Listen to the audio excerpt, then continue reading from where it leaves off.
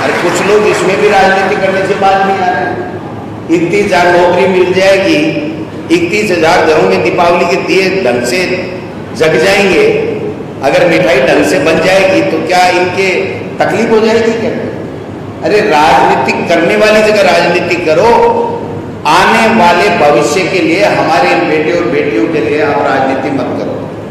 आपने भाई को नहीं छोड़ा, हिंदू मुस्लिम पाकिस्तान हिंदुस्तान, अब ये राजनीति करने लग गए, एग्जाम में पेपर आउट हो गए। तो फिर तो इनको अंदर करना चाहिए जो इस तरीके की मांग कर रहे हैं। मेरा तो ये मानना है, क्यों नहीं करना चाहिए? जब तुमको पता लग गया पेपर आउट हो गया तो तुम भी दोषी हो। आओ बताओ, पुलिस में इन्वेस्टिगेशन अधिकारी को इन सबको बुलाना चाहिए जो ये डिमांड कर रहे हैं कि साहब आइए, आप बताइए कैसे पेपर आउट हुआ, हम जांच करेंगे, आप अपने बयान दीजिए। बयान तो देते नहीं है, भागे, और शहीद स्मारक भागे। शहीद स्मारक क्या तमाशा है भाई? शिक्षा मंत्री तैयार बैठा, रात को आओ दिन में आओ।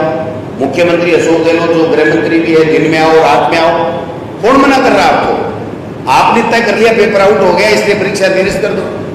आप कौन होते हो तय करने वाले? न आपने एग्जाम कराई है, न आप तय कर सकते हो। इन्वेस्टिगेशन एजेंसियां तय करेंगी। पहली बार राजस्थान में पारदर्शिता के साथ में एग्जाम हुई है। माननीय मुख्यमंत्री जी ने जो दोषी पाया जाए उसको टर्मिनेट करने के लिए निर्देश दिए हैं। प्राइवेट स्कूलों ने गड़बड़ की है तो उसकी मान्यता समाप्ति के लिए कहा है। कलेक्टर एसपी के लिए भी हमने कहा, टेलीफोन आप मोबाइल अंदर नहीं ले जा सकते। कोई ऐसा मुख्यमंत्री है जो कलेक्टर और एसपी को कह सकता है? क्यों? वही कह सकता है जिसमें ईमानदारी का जज्बा हो, अपने आने वाले भविष्य के प्रति उसमें हो।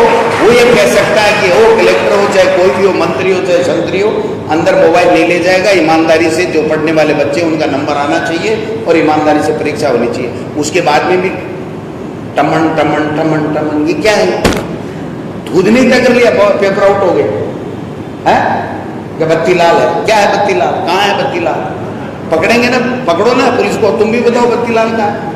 आपके लोगों के पास साथ में भी फोटो है, हो सकता है हमारे भी पीछे चल रहा होगा, हो सकता है आगे भी चल रहा होगा, हो सकता है कल 20,000 आदमी है उसमें कोई व्यक्ति ऐसा हमारे साथ भी फोटो खिंचाया होगा, हो सकता है आप में से भी कोई बैठा होगा, हो सकता है हम में से भी कोई मिला हुआ होगा। लेकिन जांच तो होगी तभी तो पता चलेगा, आप तथ्य दोगे तभी तो पता चलेगा। ऐसे कैसे मान लिया? तो निश्चित रूप से ये सब साजिशें चलेंगी। लेकिन मैं दावे के साथ कह सकता हूं कि राजस्थान में जो एजुकेशन का माहौल बीजेपी वाले छोड़ के गए थे आरएसएस के इशारे के ऊपर, उसको हमने ठीक करने का काम किया है। जो पाठ्यक्रम में गड़बड़ कर रखी थी उसको हमने ठीक करने का काम किया है। एनसीईआरटी सिलेबस लगा दिया।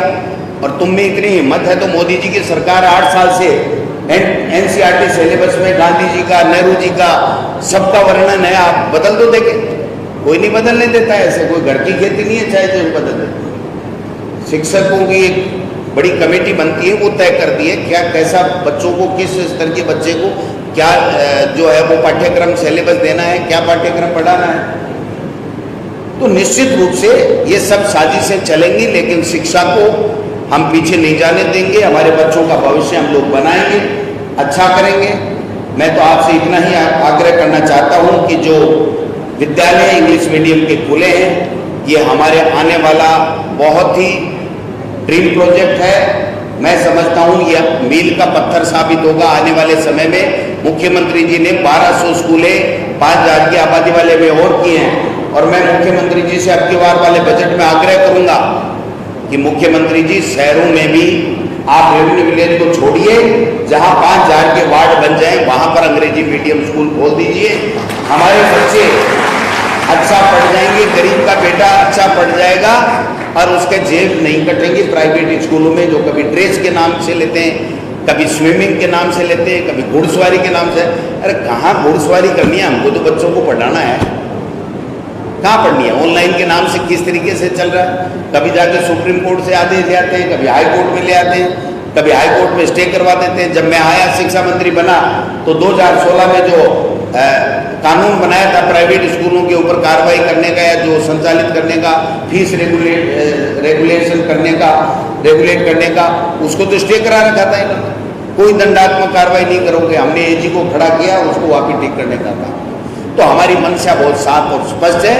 मैं तो इतना ही निवेदन करना चाहता हूं कि आप सब लोग, हम सब लोग मिलकर के इस एजुकेशन के ढांचे को ठीक करने का काम करें, आने वाली पीढ़ी को क्वालिटी की एजुकेशन दें। काम बीजेपी के शासन में 13 नंबर पे थे क्वालिटी एजुकेशन में, आज हम 2 नंबर पे हैं। अब जब दोबारा मूल्यांकन होगा तो 1 नंबर पे आएंगे, दोबारा मूल्यांकन होगा तो 1 नंबर पे आएंगे। आप समझ सकते हो, जो परफॉर्मिंग ग्रेडिंग का जो इंडेक्स है उसमें हम 20 अंकों के साथ में उछाल में इस बार आए हैं। बी प्लस है भाई, बी प्लस में दिल्ली भी है और बी प्लस में हम हैं। कहाँ मेट्रोपोलिटन सिटी और कहाँ राजस्थान, बाड़मेर, जैसलमेर, झालावाड़, जालोर, सूरतगढ़, हनुमानगढ़, क्या क्या स्थिति है आप बताइए। कितने कितने दूर में 15-15 किलोमीटरों में बच्चों को, बेचारों को स्कूल नहीं मिलती, टीचर नहीं मिलते, उसके बावजूद हमारा स्तर सुधरा है। और 20 अंकों का उछाल ग्रेडिंग में हिंदुस्तान में अगर कहीं आया तो राजस्थान स्टेट है, इसके अलावा नहीं है। तो ये सब चीज़ें आपको और हमको समझनी पड़ेगी। मैं तो भैया एक रंग का आदमी हूँ, जो अच्छा है वो करना है, जो सत्य है वो कहना है।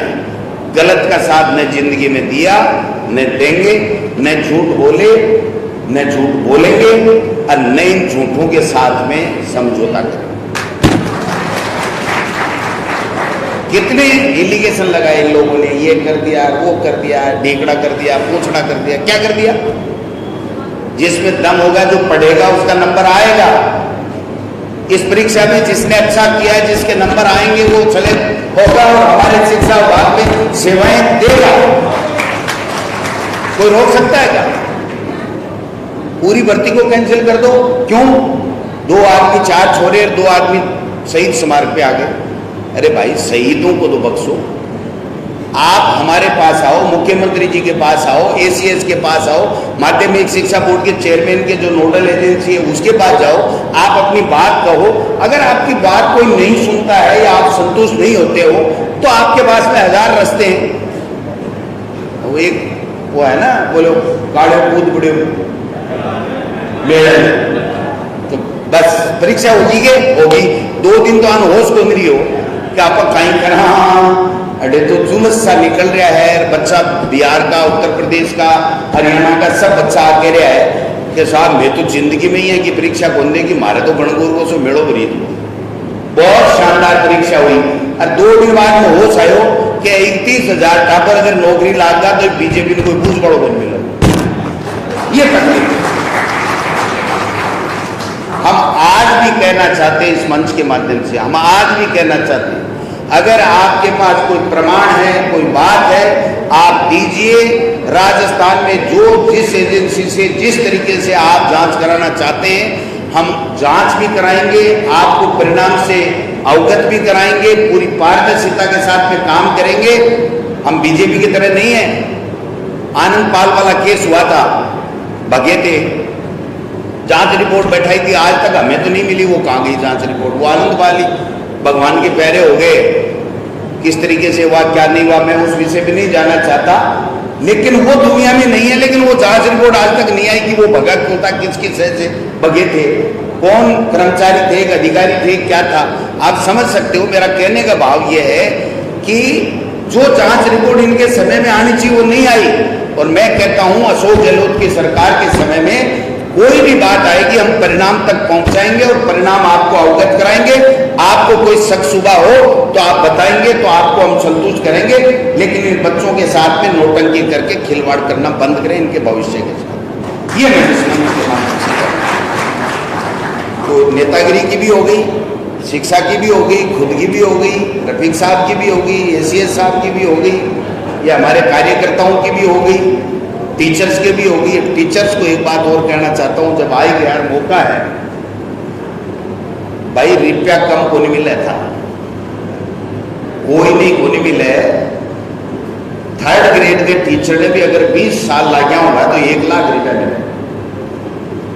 कद्दे टीचर ने पूछ लियो कि तन कत्ता मिले, जब कटकटार बताओ कि कटकटार तारी में मिले, तो कटकटार क्यों रुपया तो पूरा बताए, कट्टे जगह तेरा ही है भाई। हमारे घर में एक दिन मैंने पूछा, हुआ टीचर है, मैं क्यों कत्ता रुपया है तेरा, मन तो मेरे कोई कटकटार 80 मिले, वो अब कटकटार का ही है। कटकटा नहीं पूरा बताया, बोले पूरा को तो ज्ञान ही को नहीं करना, देखिए को नहीं पास होगा। ये स्थिति है टीचर्स की। इतने पैसे मिलते हैं, इसलिए मेहरबानी करके हाथ जोड़ के एक शिक्षक का बेटा आपसे अपील कर रहा है, न कि शिक्षा मंत्री, कि आने वाली हमारी पीढ़ी का भविष्य आपके हाथ में है। अपने बेटे बेटी के प्रति जैसा सोचते हैं वैसा भाव हमारे सरकारी स्कूलों में पढ़ने वाले बेटे और बेटियों के प्रति रखेंगे तो आपका भी भला होगा, आने वाले हमारे बच्चे का भी कल सुरक्षित होगा। ये मैं अपील करना चाहता हूँ। ज्यादा बोलना वाला मेरे को देखो आता नहीं है, क्योंकि मैं तो पहले वकील था तो फीस लेके बोला, फ्री में बुलाते हैं ये एसीएस साहब और रफीक जी फ्री में बुलाते हैं, क्योंकि जो बत्ता बत्ता मंत्री को मिलता है वो तो भैया चाह पानी में चला जाता है। तो मैं तो जैसा मेरे से बन पड़ता है साफ और स्पष्ट बात कहता हूं।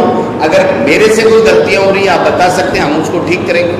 मेरे समय में मैंने एक भी शिक्षक संगठन को ये नहीं कहा आप मिलने क्यों आ गए, मैंने कहा परीक्षा के स्कूल के समय बताइए, इसके अलावा आप आइए बताइए, हम आपके जो भी काम है आपकी समस्या है उसका समाधान करेंगे। आंदोलन के लिए जगह नहीं छोड़ी हमने। ये रूल्स वूल्स जितने टीचर बैठे हैं ना थोड़े बहुत यहाँ, ये नियमों में संशोधन ये तरह से चल रहा था। ये रणवीर जी बैठे ना डीओ साहब और सारे हेडमास्टर प्रिंसिपल पता नहीं व्याख्याता, कितने झगड़े थे, कितना था रोजाना आंदोलन, ये वो, न तो आंदोलन है न हेडमास्टर है, सारे के इधर सारे तो प्रिंसिपल बन गए और सबके पोबारे 25 हो गए और सब खुश हैं और मन से पढ़ा भी रहे, मन से पढ़ा भी रहे, इसीलिए 7 लाख का नामांकन बढ़ा है। अगर अभिभावक को अपने स्कूल और सरकारी स्कूल में पढ़ाने वाले टीचर के प्रति विश्वास नहीं होता तो ये 7 लाख का नामांकन नहीं बढ़ता। इसलिए इस नामांकन बढ़ाने में आपका भी बहुत महत्वपूर्ण रोल है। और ये जो चैलेंज हमें मिला है इंग्लिश मीडियम स्कूलों का, महात्मा गांधी इंग्लिश मीडियम स्कूलों का, इस चैलेंज को हमको एक चुनौती के रूप में लेना, आने वाले समय में हमारी स्कूलें हिंदुस्तान में हर जगह मॉडल बने, ये ऐसा मैं चाहता हूं। तो मेरा सपना भी आप पूरा करेंगे। आप सब लोगों को बहुत बहुत धन्यवाद, बुलाया धन्यवाद। जय हिंद।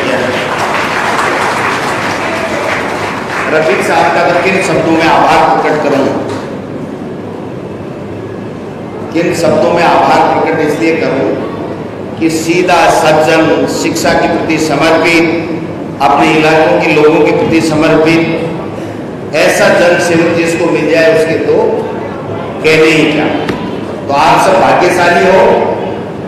जज के मुकाबला करना, जब चुनाव आएंगे तो हिंदुस्तान पाकिस्तान भी आएगा, हिंदू मुस्लिम भी आएगा, अकबर महाराणा प्रताप भी आएगा, ठीक है ना, पता नहीं क्या क्या आएंगे, लेकिन मुझे पूरा विश्वास है कि आप उन बाधाओं को पार करके दोबारा अच्छा कीर्तिमान स्थापित करोगे।